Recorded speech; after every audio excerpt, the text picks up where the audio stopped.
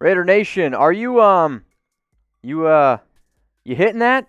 You know what I'm talking about. You hitting that yet? Well, if you haven't hit that subscribe button, make sure you do. Hit that big red button right underneath this video. That way you stay up to date on everything going on around the Las Vegas Raiders. Let's get to 77,000 subs. When I started today's video, we were about 411 short. So if you guys could please help me reach my goal, and if you could hit that, I'd really appreciate it. No matter the location, from O-A-K-L-A to L-V, I'm a Raider. Raider Nation, what's going on? You're watching the Raiders Report, the #1 most watched Raider show in the entire world. What are we going to be talking about on today's episode? And if you saw that guy in the first part of that, I don't know who he was. He was kind of creepy, though. We are going to be talking about a lot of news and rumors. We're going to be talking about guys like HaHa Clinton-Dix. We're going to talk about 2 safeties that I want the Raiders to go out and get. I'm going to talk about Matt Miller's mock draft. At the very end of the episode, we're going to talk about Kolton Miller. I'm going to give you an update on Richard Sherman. But we're going to kick today's show off with a little bit of news around Kenny Vaccaro. There's a report out there that the Raiders are interested in bringing in the veteran strong safety.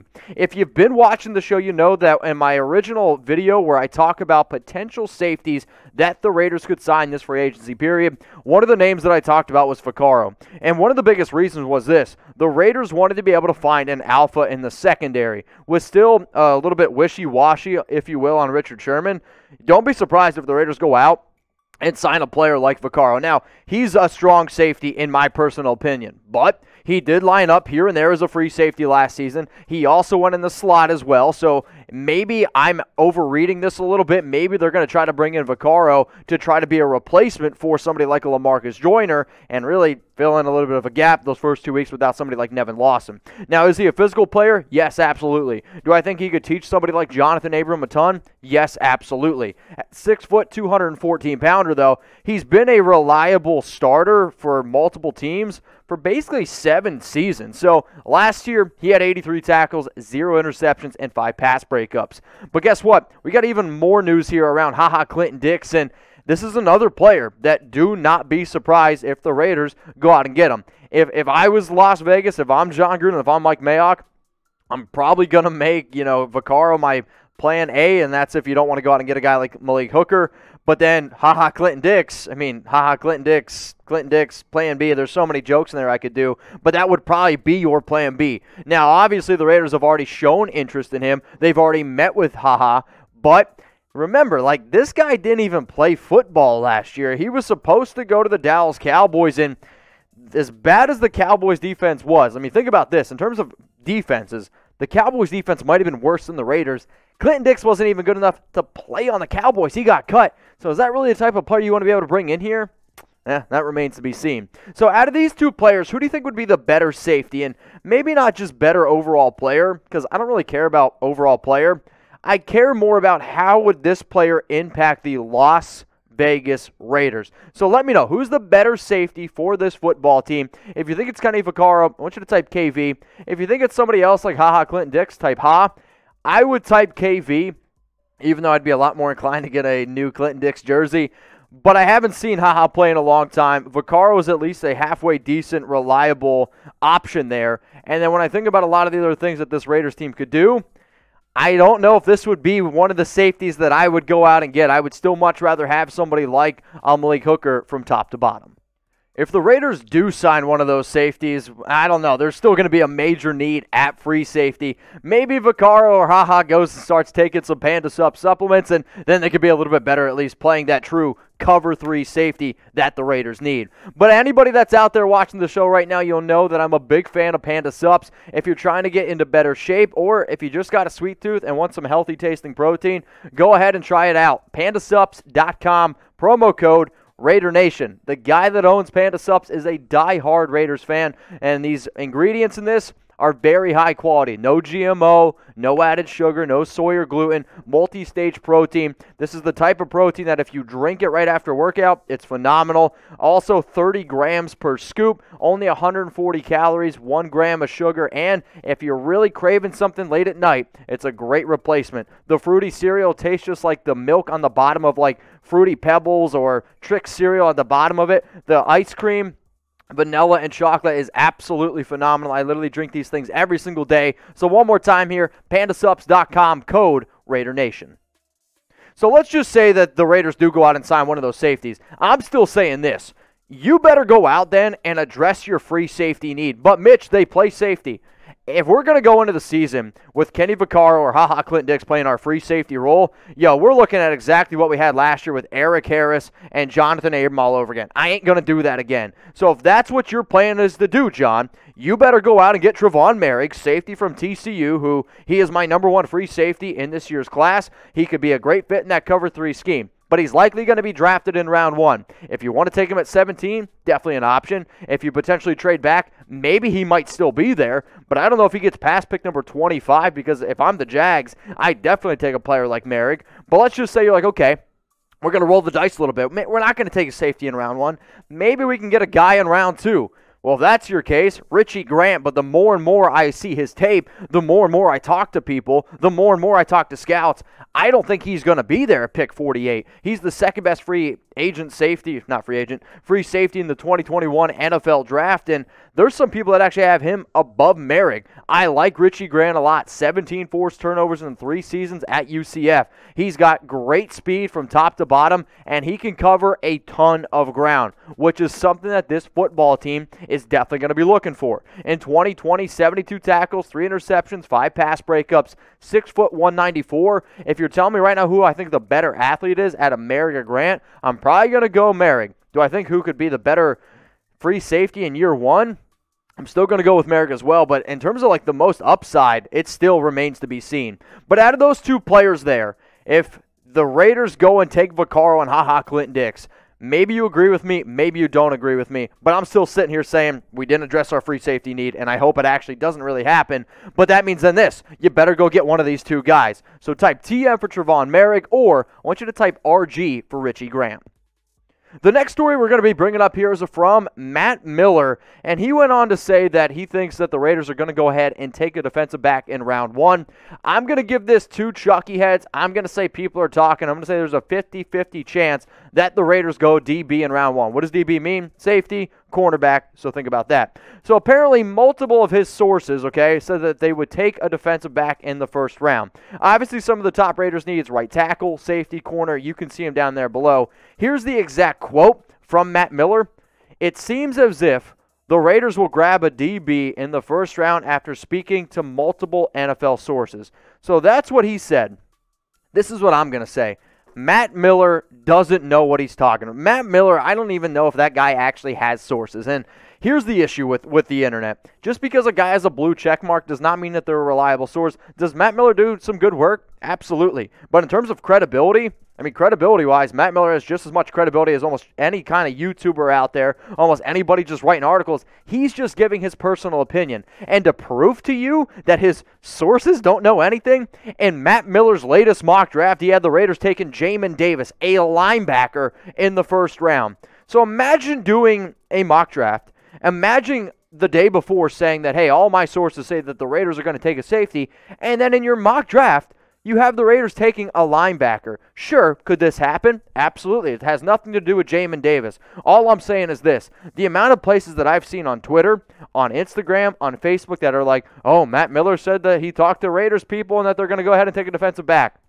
He doesn't know what he's talking about. If you want actual information around the Raiders, there's other places to do it. He's not the guy. So I tell you, watch the Raiders report. We're going to give you the truth here. So let's just say Jamin Davis isn't the option, right? Definitely a possibility. One of the players that I think is starting to become the highest possibility if you're looking at the defensive side of the football, it's Jeremiah Owusu-Koramoah, and there's a report out there that if Jock ends up falling to pick number 17, Gus Bradley's not going to be able to pass on him. I've been saying for weeks now, the more and more tape I watch on this guy, the more and more I know that he'd be a great fit in Bradley's defense, and the more and more I start falling in love with him. I get it. The Raiders re-signed Nicholas Morrow, but he is like the perfect option to be able to fit in this defense, like the perfect guy that you want to be able to have in Bradley's system. So a lot of times when people are like, oh, Mitch, like, can you give me an NFL comp for Jeremiah Owusu-Koramoah?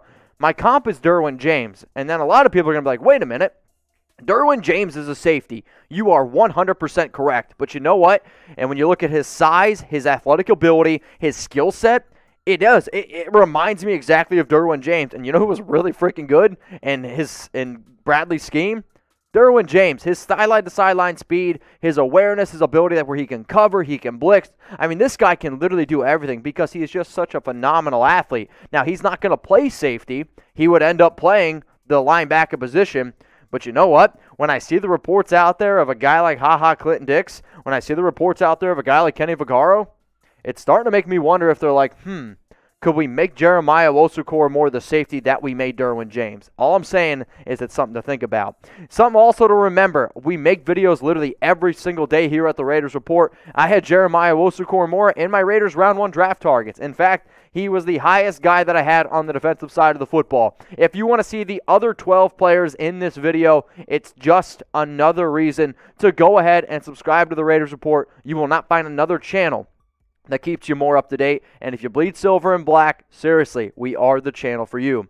Now, I just started up a nice little fun promotion here with a company called Newsbreak, and they have an unbelievable app. Now, what I want you guys to do is go to chatsports.com/RaidersNB, search for the Raiders Report, then follow the Raiders Report, okay? I know, it's a lot there, but what I want you to do, download the app, give us a follow. It helps me out a ton. We had over 50 downloads on my last episode. I want to try to get to 200. I want to be able to beat Tom in the Cowboys Report. I want to be able to beat Harrison. I want to show my bosses that we have the best fan base out there. Now, why should somebody go out and download the Newsbreak app? It's simple. I don't care if you live in LA, if you live in Oakland, if you live in Las Vegas. It literally doesn't matter. Any city that you live in, you will find value in this app. Now, how do you get it?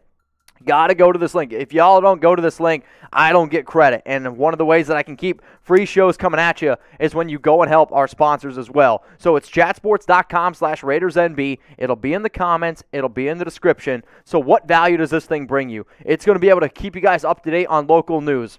I keep you guys up to date on the Raiders. You don't want my politic takes. I'm just going to be honest with you. But you can get more news. If you want the weather, Dad, I'm talking to you. You don't have to tell me if it's going to rain or not. I got the Newsbreak app. I know it's going to rain in Dallas. Politics, food, pop culture, literally everything you want. And if you want even more sports content, because maybe there's an itch that I can't quite scratch for you, it's all available for you at the Newsbreak app. So one more time, it's chatsports.com/RaidersNB. Once you go and download the Newsbreak app, search for the Raiders Report, give us a follow. It helps us out a ton. And seriously, when I tell you to do this stuff, guys, it's so much. It is the ability for me to be able to keep my job and for me to be able to continue to make free videos for y'all. So please help support the show. All right, let's get into the next thing here around Richard Sherman. What's the latest on him? We've talked about Sherman on Monday. I talked about him on Tuesday. I was like, Sherman, I think, is going to end up being a Raider. Well, there's some little new things that we got to talk about here. So apparently Sherman came out and said that he plans to wait until after the 2021 NFL Draft to sign somewhere. My first reaction to that is like, damn, I gotta wait now and basically another like 3 weeks until Sherman decides to do something. My other part of that is like, well, I get to talk about Richard Sherman on my show, and I really enjoy talking about Sherman. So his free agency interest, I think it's a lot less than expected. I'm going to make this comparison, Jadeveon Clowney. I'm not saying that he deserves that comparison, but I do think that Sherman's value, at least in his personal self, was a lot higher than what he was a lot higher, and it hasn't quite been there. He wants a lot more money than what he's been receiving, so he's like, all right, I'm going to sit back, I'm going to wait. The issue is I don't want him to wait too long and then end up getting shot in the foot kind of like Clowney did. So what he's going to end up doing here, he's going to wait to see which NFL teams end up taking a cornerback, and if there's a team, let's just say like the Raiders, that don't get a corner, well, guess what? Now the value for him goes up a little bit, and then he can get more money. So this is what Sherman had to say here on signing after the 2021 NFL Draft. You turn 33, and it's like, we'll wait until you get a young pup, and if we can't get a young pup, we'll take an old fool. I love that quote a lot from Richard Sherman. It makes me giggle. He is 33 years old, coming off a year where he played in only 5 games, 18 tackles, 1 interception, 1 pass breakup. I know I've said this before multiple times here on the Raiders Report, but I do think this is one of his worst years that he's ever had in his career, which maybe isn't fair because he's been an absolute elite corner, a Hall of Fame type of cornerback. There's no doubt about that. But he is getting up there in age, and he wants a 2-year contract. So what kind of contract is he ultimately going to get? So with him saying that, hey, I'm just going to wait until the draft is over, do you think, seeing that quote, the Raiders go out and draft a corner? Y for yes, or I want you to type your N for no. If you do decide to take a corner, then maybe you don't go out and get a guy like Sherman. But right now it is still a need for this team, especially with the suspension of Nevin Lawson, especially with some other question marks around some younger players. If the Raiders leave the 2021 NFL draft and they don't have a corner, I'm basically going to say right now, it's almost going to be a guarantee for Sherman. If they draft somebody in their top 3 rounds, well, then I don't know. All right, we're going to wrap up the show here with a little bit of an update on Kolton Miller. So if you guys remember, he agreed to a 3-year contract extension worth $54.02 million, with $42.6 million of that guaranteed. The deal, it ended up going to 2025, which included his 5th-year option, which means he becomes a free agent in the 2026 season. The total contract value was $68.7 million. Now, the numbers that were being thrown out there, and the reason why I wanted to be able to bring this up here is because all the reports were like, okay, Kolton Miller is going to make what he's going to make, in 2021. He's going to make what he's going to make in 2022, and then it's going to go balloon up to $18 million a year. It was reported by Schefter, it was reported by Rappaport, I said it myself, and anytime that we get updates, I want to be able to clarify what we're talking about. So here's Kolton Miller's contract and how it's going to be spread out over the next 5 seasons. So what you guys see here is his 2021 cap hit, and one is 2022 cap hit. So does his cap increase this season? Yes, it does. So that is a little bit of a frustrating thing. However, if you're telling me right now that Miller can pan out and he can be a top 15 tackle, can be a top 10 tackle, all these numbers right here, more than worth it, especially at the left tackle position. If he continues to be somewhere that middle-of-the-road type of tackle where, according to Pro Football Focus this past year, he was like ranked 38th, 39th best tackle in the league, those are okay numbers, and he does continue to get better and better. The only way that this contract is going to make sense is if he continues to get better. And if he does, it's going to be one of the best contracts in the National Football League. You can mark my words. Luckily, he's only 25 years old, and he has shown that his ability has been able to get better. And at 6'8", 325 pounds, there's not many dudes in the world that are as athletic as Kolton Miller. So what I want you guys to do here is go back to school. I want you to grade Miller's contract. So now that you've seen it, okay, now that we know it's not $18 million a year, now that you see how it's spread out and how it impacts 2021, I want you to grade Miller's contract, A, B, C, D, or F. As it stands right now, I'm going to give it a B- grade. I'm a tough grader, you guys know that, because until I see it actually materialize, it's going to be a hard pill to swallow. But if it ends up working out the way that I think it's going to work out, don't be surprised if it's an A+.